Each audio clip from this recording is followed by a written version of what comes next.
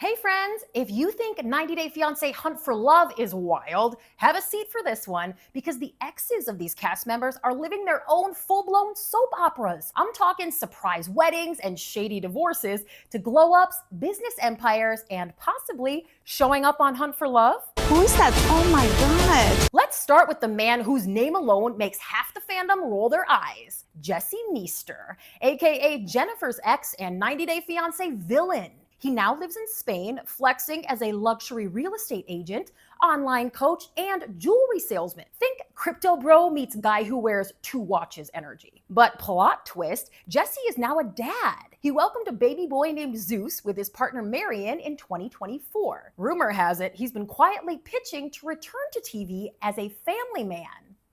No thank you. Colt's first wife, Larissa Lima, is still an icon, even if the road's been rocky. After being fired from TLC in 2020 for doing what nearly all the cast members do now, she built an empire on OnlyFans, raked in tons of cash, and got married in Vegas last year to a mystery man she calls Zachy. But by March 2025, just 8 months later, Larissa was single again. In true Larissa fashion, she stayed transparent, told fans they simply wanted different things, and even left the wedding photos up. But heartbreak hit harder this year. Larissa was diagnosed with major depressive disorder in February 2025 and stepped away from social media to focus on her mental health. She remained active on OF, and her team said she was getting the care she needed. By April 4th, the Queen made her return to Instagram.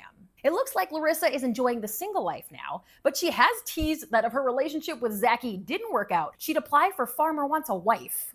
Well, this farmer's wife would be happy to give her some pointers, like stop romanticizing it.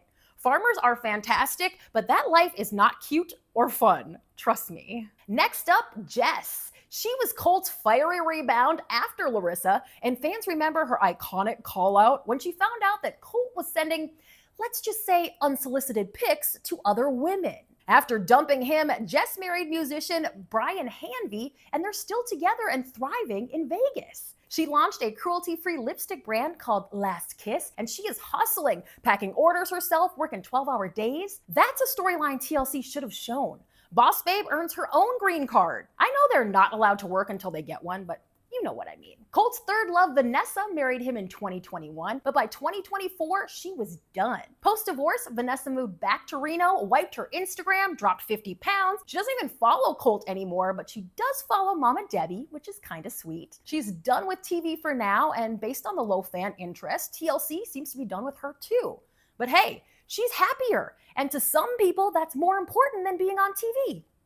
I see both sides. Rob's ex, Sophie Sierra, is living her best post-breakup life in Austin, Texas. She hasn't filed for divorce, but make no mistake, she is over Rob. Sophie's a Fashion Nova ambassador and a bit of a tummy tuck recovery influencer. She's exploring her bisexuality while looking snatched and single. In March, she was spotted cozying up to Chantel's ex, Pedro, but that fizzled out fast. Still, the idea of Sophie and Pedro crashing Hunt for Love, I'd watch that on a loop.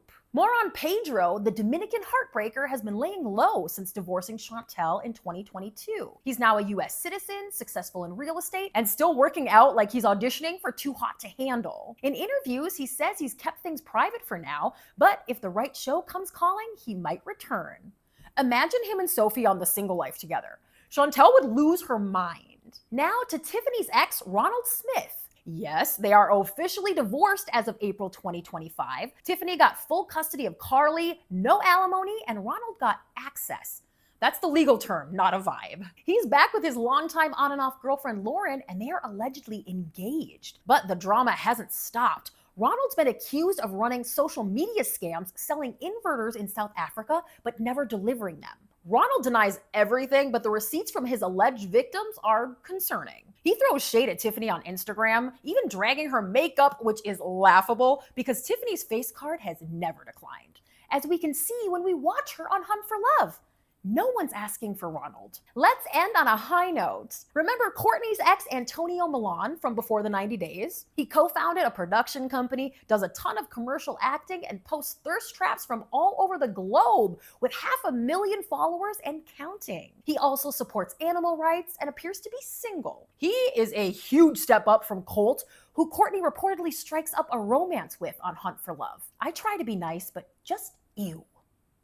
Sojaboy's ex, Kim Menzies, is done with the past and thriving. She cut Usman off entirely. No more DMs, no follows, nothing. She had surgery in 2024 for fibroids, lost 20 pounds, and says her son Jamal was her biggest cheerleader. These days, Kim is not chasing younger men. She's looking for someone who accepts her as she is. The single life needs a reboot, and Kim's comeback would definitely cause a splash. TLC loves a twist, and with Hunt for Love heating up, don't be surprised if some of these exes pop up again on a future season of The Single Life, or maybe even mid-season on Hunt for Love. Think Sophie and Pedro? Jesse trying to flex as a dating coach?